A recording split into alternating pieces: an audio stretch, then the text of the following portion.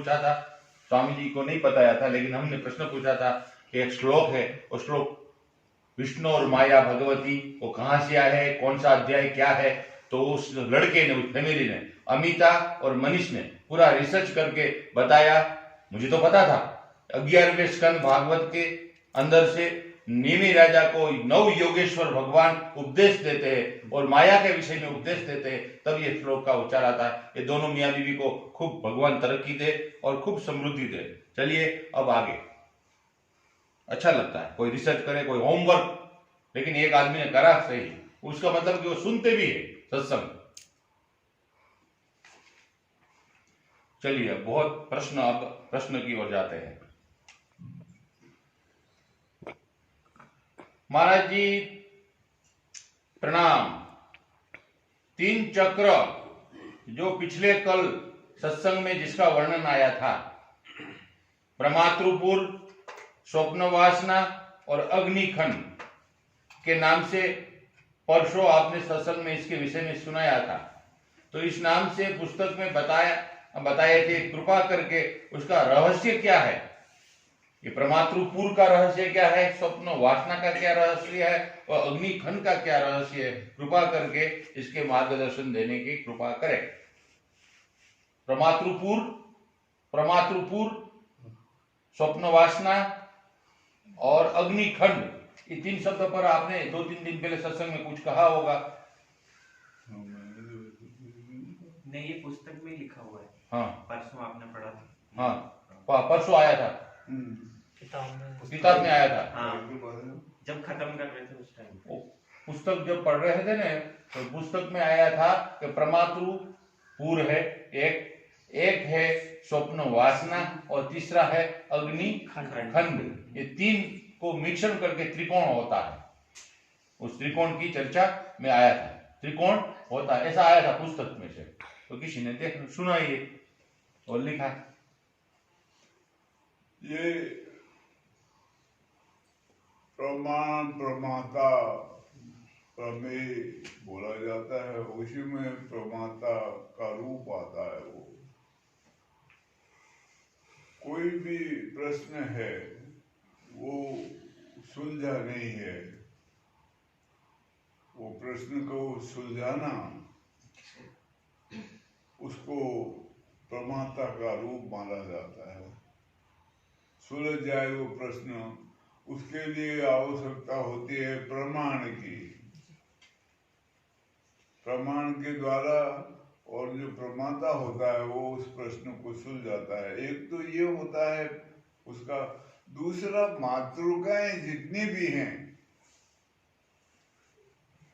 ओ आई को खो गो गो, इनको मातृकाएं कहते हैं। ये 49 मानी जाती है। 50 भी मानते हैं, कोई एक और उसमें जोड़ते हैं, कोई 52 मानते हैं, 2 और जोड़ के उसको 52 अक्षर कहते हैं इनको।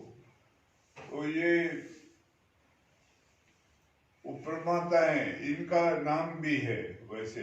अब इनसे सारा जितना भी लेखन कार्य है संसार का, वो उसका मूल होता है ये। इसी से सब आगे को अक्षर जोड़ जाड़ के बड़ी बड़ी पुस्तकें, बड़े बड़े विद्वान, सब कुछ वो हो जाते हैं, लेकिन मूल में ये होती हैं। 12 तो ये पहले होती हैं, ओ आई, और फिर उसके बाद वो कहते हैं वो 36 बाद में होती हैं। 38 पे मानते हैं, कोई 40 पे मानते हैं इसको। तो इस प्रकार से इसको भी मातृकाएं कहते हैं। अब ये कौन से विषय पर बोला मेरे को मालूम नहीं है, लेकिन ये प्रमाता का जो रूप है वो ये है कि कोई भी प्रश्न है, ऐसे जीवन का जो प्रश्न होता है हमारे, सुलझना अनसुलझा हुआ रहता है, और उसकी वजह से हमारे आंतरिक में एक अभाव, एक भय और एक अतृप्ति, निराशा का जैसा भाव हमेशा बना रहता है। कोई कितना ही बड़ा आदमी हो जाए, राजा हो जाए, कुछ भी हो जाए, वो बना रहता है। अगर वो प्रश्न सुलझ जाए हमारे जीवन का, जैसे संत महात्माओं को सुलझ जाता है, तो उनके जीवन का अभाव दूर हो जाता है। उनकी जीवन की अतृप्ति दूर हो जाती है, निराशा दूर हो जाती है। इसलिए वो क्योंकि उस परमानंद स्वरूप परमात्मा का जानकारी मिल जाती है, तो वो जो उस अनसुलझा प्रश्न है उसको प्रमाता कहते हैं। उसको सुलझाना है। कौन सुलझाएगा? प्रमाता सुलझाएगा। और काय के द्वारा? प्रमाण के द्वारा। प्रमाण किसका है? जिन्होंने सुलझाया हुआ है। और ऋषि मुनियों का जो प्रमाण है, उपनिषद आदि, वेद आदि, उसका जो प्रमाण रूप में माने जाते हैं, वो प्रमाण माना जाता है। उन्होंने वो प्रश्न सुलझाए हुए, और वो प्रश्न सुलझा के उन्होंने अपने अनुभव लिख दिए हैं, बोले हैं, समझाया है अपने शिष्यों को। उसके रूप में वो इसलिए उसका नाम उपनिषद है, क्योंकि वो रहस्य होता है। वो सुलझाना जरूरी है, वो रहस्य को, इसलिए उसका नाम उपनिषद रख दिया है। वो गुप्त विद्या होती है, वो उसको कहा जाता है, एक परमात्मा का स्वरूप माना जाता है। और वो जो है, क्या नाम, कामाग्नि, कामाग्नि कहा होगा, वो तो आमूमन सब में ही होता है। एक तो कामना होती है, काम का जो विस्तृत वर्णन दिया था वो इस तरह था कि कामना मात्र, उसमें प्रधान जो रूप दिया है वो स्त्री पुरुष का जो संबंध है उसका रूप दिया है, क्योंकि उसके प्रति आकर्षण ज्यादा होता है और सृष्टि की रचना उससे हुई है। उसके पहले ऐसा नहीं था। जब ब्रह्मा जी ने मानस पुत्र पैदा किए थे तो उस वक्त ये मैथुन सृष्टि नहीं बनी थी, ये सृष्टि थी, मानस सृष्टि। तो वो सृष्टि का विकास नहीं हुआ, वो इन्हें गिने रहे। अभी वो 5 वो हैं, सनंदन, सनत कुमार आदि, नारद मुनि हैं, ऐसे कुछ थे। वो ब्रह्मा जी के मानस पुत्र माने जाते हैं। वो मानस सृष्टि थी उनकी, वो उसका विकास नहीं हुआ, तो उसको बहुत पवित्र सृष्टि माना जाता था। जब विकास नहीं हुआ और उसके लंबी कहानी, नारद ने उनको बैराग दिला दिया, तो उन्होंने फिर वो विवाह वगैरह नहीं किया और वो माने नहीं। उन्होंने कहा हम चक्कर में पड़ जाएंगे, हमको भगवान का भजन ही करना है सिर्फ। ऐसी कहानी पुराणों में आती है उसके बारे में। तो फिर ब्रह्मा जी ने ये मैथुन सृष्टि पैदा करी दूसरी, उसमें ये सप्त ऋषि हुए हैं। इनमें वशिष्ठ हुए हैं और वो क्या नाम, जमदग्नि ऋषि हुए हैं, भारद्वाज भी हुए हैं। और ऐसे ऋषि, इनके साथ इनकी पत्नियां भी उत्पन्न हुई है। फिर उन्होंने विवाह वगैरह करके सृष्टि का जो कार्य था वो शुरू किया। तो उससे ये जो संसार की सृष्टि है, ये काम रूप से शुरू हुई है।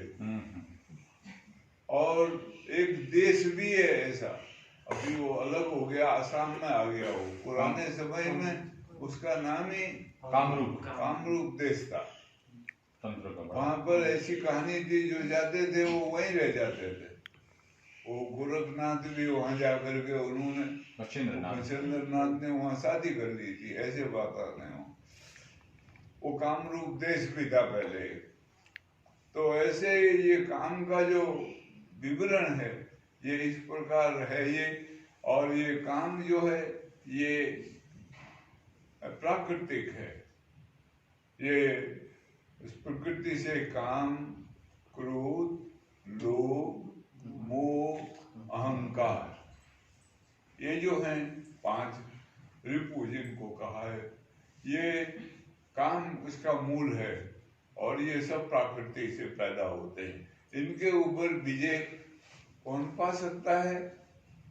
जो आत्मज्ञान से परिपूर्ण हो जाए, वही इनके ऊपर विजय पा सकता है। नहीं तो इनके ऊपर विजय पाना बहुत मुश्किल है।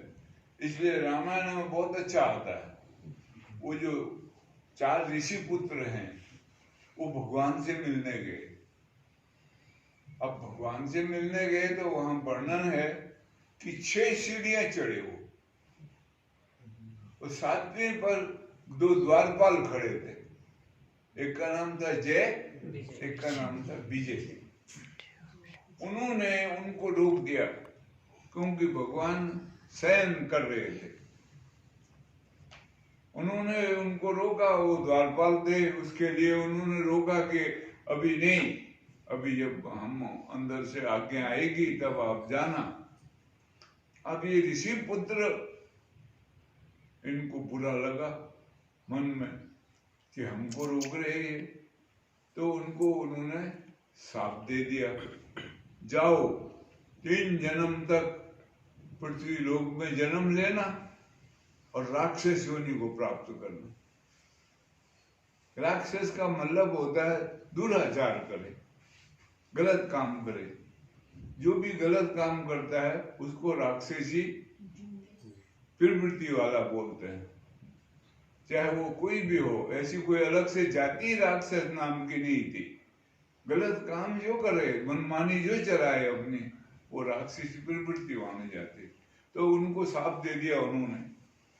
तो इसका मतलब ऋषि कुमारों के अंदर भी इतने बड़े तपस्वी होते हुए भी क्रोध की मात्रा विराजमान है। ऐसे ही वो राम अवतार के बारे में समझाते हैं। ऐसे ही नारद मुनि का बताया है वर्णन। नारद मुनि ने उस शिव के गणों को शाप दे दिया, जाओ राक्षस हो जाना करके। वो कारण बताया उसका पैदा होने का, रावण के पैदा होने का कारण। वो उनको काम का वेग आया, क्या नाम, नारद मुनि को, उनको विवाह करना था। तो विवाह करना था तो वो भगवान विष्णु के पास गए कि मुझे आप अपना चेहरा दे दो ताकि मेरे ऊपर वो बरमाला डाले। स्वयंवर हो रहा था, वो था तो माया का खेल सारा। तो भगवान विष्णु ने उनको बंदर का रूप दे दिया, क्योंकि बंदर कामी सबसे ज्यादा माना जाता है दुनिया में। तो उसका रूप दे दिया। अब वो वहां आगे बैठे तो वो शिव के 2 गण भी आए हुए थे वहां। तो वो देखे, उसको हंसे खूब। अब वो आ गया वहां शादी करने के लिए बैठ गए। अब उसको कौन, बंदर को कौन डालेगा वरमाला? वो हंसे जाए। तो नारद ने कहा क्यों हंस रहे हो भाई? बोला तू अपना मुंह तो देख पानी में जाके। तो उस जमाने में पानी होगा, शीशे नहीं बने थे, दर्पण नहीं होगा, तो पानी में देखा तो बंदर कहूं। तो शाप दे दिया उन्होंने भगवान विष्णु को कि जाओ तुम भी स्त्री के वियोग में रोगे, जैसे मैं इसके वियोग में लगा हूं। उसका वर्णन आता है। फिर वो जाके माफी मांगते हैं और वो जाकर के भगवान शंकर और ये समझाते हैं। तो ऐसा वर्णन इसका आता है। तो ये दैविक है, प्राकृतिक है। और ये इतना ही नहीं है, ये तो एक महान हो गया, ज्यादा इसका प्रभाव आ गया इसलिए इसको रोक दिया। नहीं तो काम का मतलब होता है कामना। किसी प्रकार की भी कामना जो है संसार में, वो काम के अंतर्गत आती है। वो हमारी मानसिकता में बसा हुआ होता है। वो उसको अग्नि का रूप बताया जाता है, आग का रूप होता है।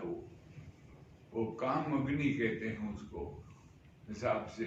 वो जब हमारे अंदर उसका वो भड़कती है, जैसे आग भड़कती है, जलती है तो जला देती है सब।